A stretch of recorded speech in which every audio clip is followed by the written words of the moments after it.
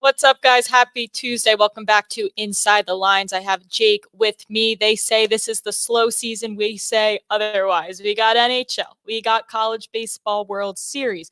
We got the WNBA, and we got the MLB, and we have it all today for you guys. And we have a radio first-time caller, long-time listener, second-time caller, actually. Producer Mike Boney is here. Mike, say hi for the people.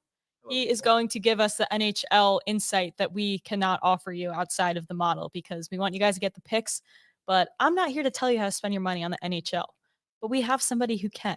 Okay. So, Jake, I know you can probably help us with some model stuff for tonight. We have game 5 of the Stanley Cup Finals. We're looking for the Florida Panthers to bring it home to Los Olas, where I live. Yeah. A parade right outside of my yard? Yeah. That's a movie.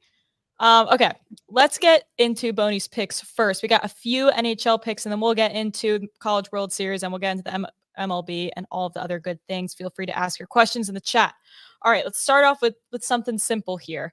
We're going with the Oilers here early in the game. Why is that? So we're going Oilers first period money line. The Edmonton Oilers have to come out strong today. They just came off an 8-1 win in dominating fashion in Game 4. Also, the Panthers are a team that gets better as it goes on. They weather the storm early in the first period, and then they continue to suffocate their opponent up until the second and third period where they have better goal differential. The goal differential for the Oilers in the first period, they're plus 11 this postseason. The Florida Panthers, minus 4. So I'm targeting that. Oilers back against the wall. They have to get off to a hot start. Panthers, they do come back often. They've come back a bunch of times. They are a very strong hockey team, but the Oilers have to get on the board early and often if they're going to try to force a game 6. So we're going Oilers to win the first period at plus 105. I feel like this is a hole that the Panthers like to find themselves in, specifically at home. And I don't hate this play because I still feel like the Panthers can still pull it off with the first period L. Their second and third period, their goal differentials have been ridiculous, especially in the third period. All right, well, let's flip over to the Panthers side of the puck here. We're going to Tkachuk. Over 2.5 shots. A little pricey, but sometimes it's worth it, I'd say. Yeah, it's minus 170 here. If you want, throw it in a parlay with something else you could do. I have another shot prop coming up after this, but, I like it a lot. It's Matthew Tkachuk. He just said they basically guaranteed a Game 5 victory today in his press conference earlier today. Ooh. Basically going back to the days of Mark Messier in terms of him guaranteeing a Stanley Cup victory. His shot prop is at 2.5 shots. He's just crushing it. He over his this postseason in his 11 home playoff games, he's gone over this number 9 of the 11. Whoa! He is going to go back tonight and keep firing on that. I see why we're at minus 170 here, but I do think it's worth it. Maybe Tkachuk over 2.5 shots with the Cats money line. Vamos Gatos. For the people who root for the Panthers, I'm sure that'd be a lovely parlay. Yeah. Okay. Let's move on. Another shot prop here. I didn't know who this was until right now. I'm not gonna lie. Well, Leon Draisaitl learned the name. I did send this prop to Mackenzie on Saturday night. She did not play it. She was busy on Saturday night. Okay. Busy girl on Saturday night. But yes, we're going back to Leon Draisaitl, the German machine. Over 2.5 shots, minus 140. One's at the Hard Rock. You can shop around and see if there's anything different. He's gone over in 3 of the last 4 games. He's one of the top guys. It's McDavid, it's Draisaitl. It's basically, if you don't know hockey, it's basically like Tatum and Brown. Yeah. The two best duos in the NHL right now. They need production very badly. They broke out a little bit last game. They got to keep it going. It's the same thing mindset with the Oilers first period bet. If you're going to have to try to force a game 6, your top dogs have to produce. So we're going Draisaitl over 2.5 shots. Okay. I'm liking the props here in the NHL. Let's go one more. We call it a fun play, this one's as we were saying earlier. This one's a fun play. So this hasn't happened since 2003. It's been a long time. So we're due. Some say we could be due. This is Connor McDavid to win the Conn Smythe at plus 700. Now, if you go on different books, you can see it is Bobrovsky and Barkov as the two favorites. Basically even money in terms to win this award. The important distinction here is that the Conn Smythe Award is very different from the NBA Finals MVP. It is a postseason award. So if you want to go by the best player in the postseason, I don't think it's Bobrovsky. Barkov definitely has a case to be made here, but just in terms of the amount that you could get paid back on the value, I like McDavid. Just a few notes. McDavid just passed Wayne Gretzky. Ever heard of him? The great one. In terms of most assists in a single postseason run at 32. I even know who that is. I would sure hope so. I'm proud of you on that one. It's fifth most in NHL history in a single postseason, behind Lemieux and Gretzky. He has 6 points in the last 2 games, and if this game does go 6, or even if he does produce tonight, I think there's a case that could be made that Connor McDavid could win the Conn Smythe in a losing effort. Again, it hasn't happened since 2003, but even if you look last night, if you on any of the sportsbook apps, Jason Tatum was an overwhelming favorite. Yeah, that was a stupid play. Yeah. At the end of the game, I think he was minus 300 to win Finals MVP. Jaylen Brown. Sometimes the sports books don't know, and they kind of just go with where the money goes. I think this is a case where you could do a sprinkle, take advantage, plus 700 for a play that for one of the, frankly, best player on the planet. Yeah, no, fair. As far as you might have mentioned this, but how less or more common is it to be on the losing team but still be able to win MVP? It's pretty rare. So the last time, not as rare as the NBA though. Yeah, or about the same. I don't even know. Maybe someone can check the last time that a losing player has won the NBA Finals MVP. I know that the last was Jean-Sebastian Jaguar. Tough name to say. He was for the Anaheim Ducks in 2003. They lost to the Devils. Now, I believe, if I remember correctly, that his save percentage was like 99%. Right. He they were allowing 1-0. It was 1-0 games the entire postseason. So definitely well earned in that case. Basically rode the Ducks to a Stanley Cup final berth. They lost to the Devils in that dynasty. But this is a case where you have a superstar player on the greatest stage, is performing, and has broken out the last 2 games that I could see if he has a 2-3 point night and they do even bring it back to 6 and they do lose, I think you're going to get the better value here than you would later on. Okay. I don't love it, but it's intriguing.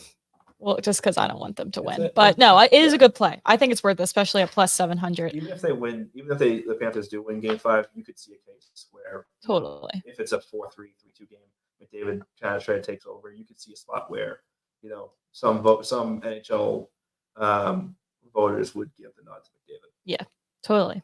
All right, 4 NHL picks for the team today on a Tuesday. What a pleasant surprise! Thank you, Boney, for joining us today. My pleasure. Welcome to stick around for the rest of the show. We got College World Series to get through with Jake as well, and some MLB. But if you have places to be, you can leave whenever you want. I saw a question in the chat about college football futures. We were just talking about that. Since the transfer portal is now an absolute nightmare, it takes Jake a lot longer to update these rosters and try to have an accurate description of what these teams actually are and have to offer. So working through that, maybe next week we'll be able to do that. We do have tons of NFL features we have been moving through. So maybe on Thursday, if we end up with potentially 0 College World Series games, we could get into some of those. As far as right now, though, speaking of the College World Series, we got 2 games today. Jake, for people just now tuning in to the World Series, let's talk about these 2 games here. Today we have FSU playing North Carolina. UNC. Thank you, everyone. Okay, and this is the first time they're playing? Second time? They played in the regular season, I'm pretty sure, because they're both in the ACC. And then FSU beat them. FSU already, did they play in the College World Series? Yeah, I think they just beat them. But let's see. I'm checking the regular season series, UNC baseball. But the interesting so far in the College World Series is that the favorites are 8-0. The interest, also be careful tonight, because there's a very good chance that the Florida game versus Kentucky isn't going to be played. And there's going to be some major storms in Omaha tonight. Let's see, FSU. Unders? So, I mean, you could play an under. Don't hate that. I don't think FSU and North Carolina played this season, which is interesting considering that they're both in the same conference. So this is the first matchup of the year. And usually you'll have an advantage if you play a team in your conference because you've already seen them. But yeah, they haven't played since 2022. That's pretty crazy. So conference opponents who haven't played in forever. I would probably lean on the unders because of the weather. Like yesterday, I still can't believe that Florida over didn't hit yesterday, especially after it was. Oh my God, I forgot to pull up the recap screen. I wasn't even meaning to avoid it, but we got we could avoid it, but it was 4-1. It was 4-3 after like 3 innings, and I was like, for sure this is hitting. And I mean, there was another home run after that. There was several runners left on base. I mean, I felt like my analysis was spot on, but it didn't hit, which is annoying. But you feel better when your analysis is spot on and you miss than when your analysis is every time. Yeah, we're always right. Just the players. All right, well, let's talk about today really quick. Yeah, so back to the Florida State game. John was also mentioning in the chat that unders are 7 and 8, or 7 of 8 so far in the World Series. 7 of 8, but then so the best you could do is get on the unders early because usually the weather is only going to blow the wind in, and the totals are only go down. So the earlier you get the under, the best. So I think the Florida game opened at 10.5, it closed at 8.5. So you really could have middled there and hit the over 8.5. But so I would get it at the highest price you could get. I could check on Odds Jam for you guys, but under is definitely a good play with how these teams have been playing. I know Jaime Ferrer hit 3 bombs in the College World Series for FSU, but then again, the wind is so unpredictable. It's been blowing in that both teams, I mean, more so FSU is reliant on the home run ball. Vance Honeycutt hit a bomb for North Carolina the other day, and I think that was their only run. So I still think FSU is the better team overall. And if you want a long shot future this late in the season, there's not many of them available with only 6 teams.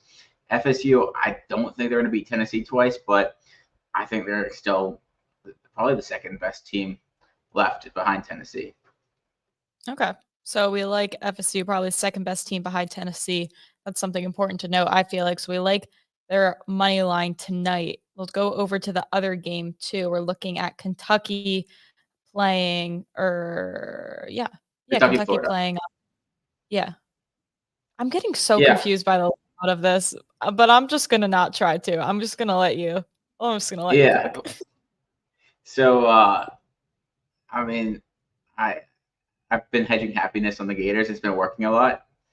Yesterday, I thought I got around that by playing the over. And, of course, it closed at 8.5, so I would have hit if we had the show an hour later, right before the game started, which is annoying, especially after it was 5-4 and after like 5 innings. But Florida's pitching is just Jack Caglione only went 1 inning. They're on their last legs. Brandon Neely, he's pitched seemingly every inning for the Gators this postseason, but he's definitely not going today.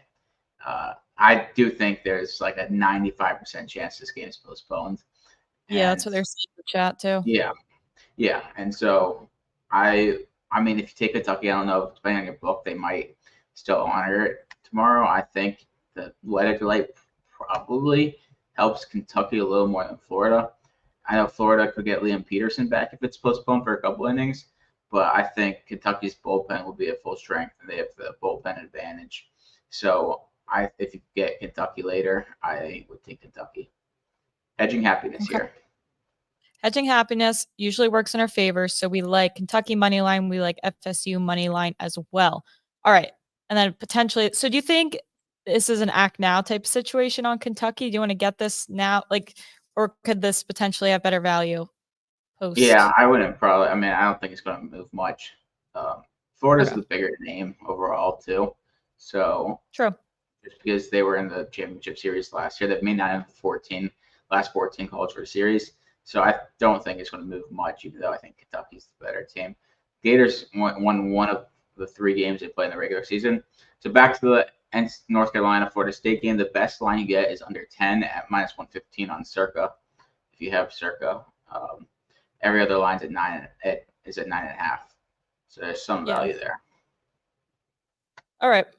Good stuff for the College World Series. Let's take a look at Dinger Tuesday, because it is Tuesday and that's what we have to do. We got 5 potential Dinger Tuesday plays. Again, when we're looking at the picks we want to give you guys, we're looking at where books are setting the lines compared to where we would set the lines based off the model. So not necessarily always the 5 highest % chances to hit, but just the best value in terms of our model versus odds maker. So for example, Christian Walker, you can find it plus 440 on Caesars. Jake, where would we likely set this line ourselves?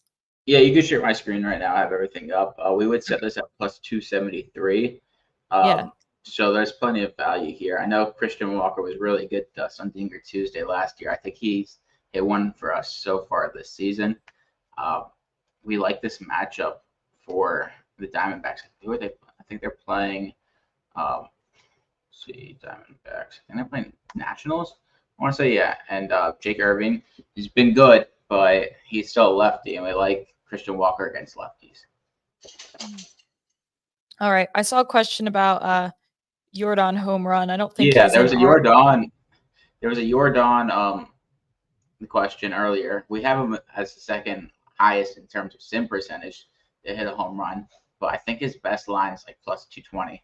So there's no sim value, even though we have him as the second highest sim percentage. Yeah, but still good information. Play. Yeah, not a bad second play. No value. Okay. All right, let's move on to another play with some value here. Pete Alonso, again, Caesars with some nice lines. You can find it plus 400. Yeah, I mean, the Mets are starting to turn things up since Grimace threw out the first pitch. I know Derek put that in our group chat yesterday. I think they're 6-0 now since Grimace threw out the first pitch, and Pete Alonso is starting to heat up. We would set his line plus 275, so plus 400, you're getting pretty good value. Okay. We'll move on here to Devers, Dinger Tuesday. Plus 425, okay. Yeah, so this one doesn't have too much value since we have him at plus 374 to hit home run, but there's still some value here. So, and Devers is always a player that I like to have a chance to hit home run no matter who he's going up against. So don't mind there if there's any value there. So I'm going to take Devers here. Okay. Well, if we hit one of these, I mean, we're going to be rich. Oh, it's just one of them. Yeah, one of them will make us profitable. Yeah, I mean, if we sometimes we'll have the 3 and 2s. Usually we'll go 1 and 4. And 1 and 4 is profitable. Yeah, it's still profitable. So we'll take that. Yeah. All right, let's move on here. This also sounds like a fake name, similar to Gunnar Henderson, but I like the bet. This is another. We just like the matchup for Arizona against Washington here, even though Irvin's been good. Ketel Marte, he was so hot to start the season, then he's kind of cooled down a bit, but we like him at value. We've been plus 388. Get him at plus 475 is the best value on BetMGM. Mm-hmm. All right, one more Dinger Tuesday play for you guys. I think you guys, everyone's got to take them all, and I think we're going to come out on top. I feel it today. All right, let's hit one more at plus 500. Classic Caesars, actually not Classic Caesars. They usually have the worst lines, but they're really coming in strong today. Yeah, I guess for Dingers, they have better lines than their regular game lines. But we're going with Ryan McMahon at plus 500 on Caesars. We would set him at plus 410. I think he hit it at like plus 600 when we went plus 13 units that one time.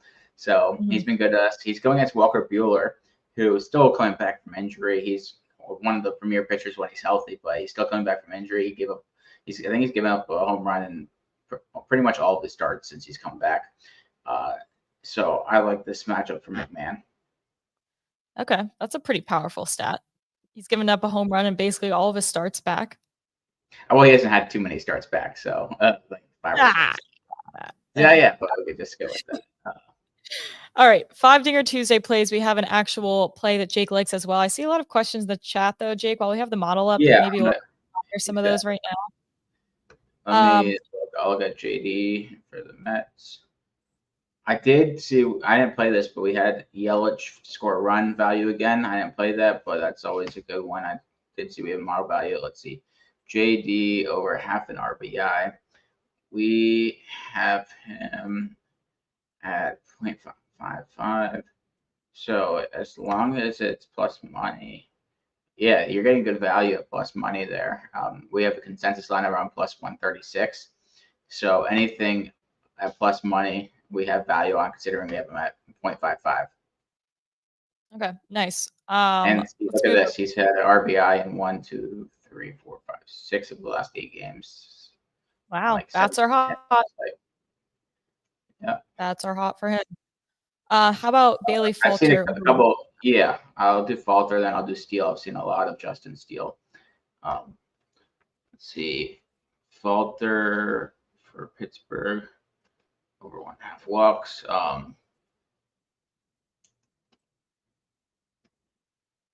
Falter we have at 1.44. It's not valuable. But we tend to lean under on walks, but I just do a prop analysis, and that'll give a better indication. See. 3. Oh, see this. We'll say someone who averages 1.5 to 2.5. So Falter, his over is 7 and 6 this season on the 1.5 walks.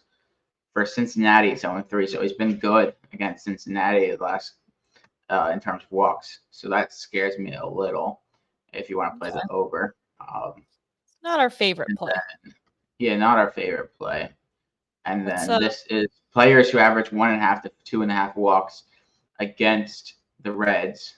Their over is 55 and 43. So at Cincinnati, 35 and 16. I think this game is in Pittsburgh. So if it was at Cincinnati, then there would be a lot of value, I'd say. But I don't think there's any value. Let me look at Justin Steele real quick before we go. Justin Steele, we have at 5.3 Ks, so slightly undervalued. Mm-hmm. Yeah, it seemed like a lot of some people are interested in his under, a few interested in the over. What you could do is, so the player average, he's averaging 5.3, so we have him right at his average. And then the prop analysis tool, let's had Steven put in, so 31.83. Strikeouts line is 5.5. And let's say a player who averaged 4.8 to 5.8 strikeouts. So Steele is 4 and 5, so 5 and 4 on the under. He's better on the road than he is at home. Last season, he was 18 and 2 on the over here. But players against San Francisco who averaged 4.8 to 5.8 are actually 33 and 19 on the over. So, wow. So Sean Manaea, Cortez, Spencer Arrighetti, Ronel Blanco, and Javier Assad all have gone over. So that makes me not want to play an under and play an over. All right. The more you know. See, we talk it out. Maybe you come out on the other side. Sometimes we have to disagree with the model when some of the trends are stronger, which is fair. Okay, let's get to your pick quick. I know there's a ton of good MLB questions, but let's get to what you have and the model has some value on. Looking at another pitcher prop. Maybe some people can get on this one. Yeah, Tanner Houck, over 4.5. And this is where I used the prop analysis tool. So Houck, we have at 5.6 Ks. His best line is 4.5 minus 145 on BetMGM. The consensus line, as you see, is 4.5 and minus 147, which I have highlighted right here. But this is where I use the prop analysis tool. And if you look at 963 Ks, 4.5. And then let's say a player who's averaging between 5 and 6Ks. I think that's on the low end for Houck. But Houck's 11-3 in the over this year, including 1-0 against Toronto. So I'm kind of surprised that his line's at 4.5, considering he's 11-3 in the over here. And, what about it looks like it's at 5 at some spots too. Would you still take it? Yeah, there? I'd still take it. Especially since you get some push insurance. But this players who average 5 to 6 strikeouts against Toronto are 36 and 16 on the over, and they're much better at Toronto, which is why I like that play a lot. I'm pretty sure. Yeah, this game's at Toronto, so pitchers in the range that Houck is in tend to perform better at Toronto. So that's why I like this play a lot. Okay. Good stuff there. All right. I think that is about all the baseball picks we have. If you see anything in the chat, I'll let you answer this in the chat while I give out my WNBA pick. But someone's looking at Valdez, his strikeout prop at 5.5, and Lance Lynn. I'll let you answer that in the chat. I'm going to take us to another sport because why not? Okay, let's just go all over the place. Talk about the WNBA here. 2 games tonight. Not necessarily in love with either of them, but love this play. This is just another case. Honestly, at this point in the season, I just like seeing where odds makers are kind of falling asleep behind the wheel here. Looking at the Mercury, they're going against, I believe, the Sparks. Hold on. Yeah. Okay. Wait. No, the Liberty. Okay. It's all coming back to me now. I came up with this morning. Okay, so they're playing the Liberty. Pretty big spread there, but not concerned with that because I don't know what the situation is with Vandersloot and all of that. But I do like Diana Taurasi to go over just 4+ assists is what you can find at FanDuel at +154. She's had 4 in her last 2 games and 3 in her last 3 as well. And this is because it's not a coincidence. It's because Brittany Griner has been back. And when Griner is playing, Diana Taurasi has so many more assist opportunities. If you look at her potential assists with Brittany Griner on the floor, it skyrockets. So this isn't like a coincidence where she's gone over this the past 3 games. This is because Brittany's back and they play a lot better together. And Brittany is one of the best players in the WNBA. So it makes sense that this is what is happening. So I think eventually books will realize this, put the 2 and 2 together, and we will not be getting somewhere around +150 for a play like this. I'm sure her line will move up to around 4.5. So if you can find better value on other books, that might be a good play. But again, I think this is just a good sneaky play right now that the odds makers really aren't looking into based off Brittany Griner being back in the lineup. So that's all we got today. Jake, anything else that you are looking at you want to get off your chest? So I was looking at the Aaron Nola question over 1.5 walks. So we have him right at 1.5. So depending on the juice, there's some value. But if you look at the prop analysis tool, players in his range of walks allowed tend to go over against San Diego. So if you like that play, I'd play that. Since we don't have much going on over the summer, maybe I'll start getting the WNBA to help you out. I do have a lot of college football work to do. But I've been sparingly watching. If it's on, sometimes I'll watch like the fourth quarter, the last 5 minutes. Maybe I'll. It's something about watching the games to me. It's just like last summer when I was betting the WNBA and making a lot of money because nobody was paying attention to the WNBA at the time. Like I didn't watch a lot of the games. I was just looking at box scores and like putting 2 and 2 together. It wasn't rocket science because no one else was paying attention. Now it takes a little more. Here. So you're saying her line is 2.5 at -140 on DraftKings. That's crazy. Sure. I would hammer that. Yeah, but I think she's gonna get 4 at least. So yeah, but that is crazy. Definitely like the 2.5. Yeah. Maybe you play both, but I mean that's obviously like a ladder go up to 5 even if you really like that. So Taurasi at 2.5 -140 on DraftKings. Also bet 365. They call it bet $3.65 because they limit you so much. Hard Rock, our local Hard Rock has Taurasi 2.5 at -165. Okay. So for all you Florida people interested in that, maybe if you want to do that with the Panthers money line. Yeah. This is actually going to be really interesting. If anyone has time to watch WNBA tonight, Brittany Griner versus Jonquel Jones is going to be a pretty awesome matchup down low. and Brianna Stewart too. So that should be good. I just don't know who's going to win that type of battle, but it should be a really competitive, at least matchup between the two of them. Maybe not the game script as a whole, but that should be a really interesting situation. Someone's got 4 assists, plus 270. All right. I guess that was this morning too. But nonetheless, good play for plus money. Or if you want to feel safe, go for the 2.5 with that's a little pricier. Maybe parlay it with something else that we gave out today.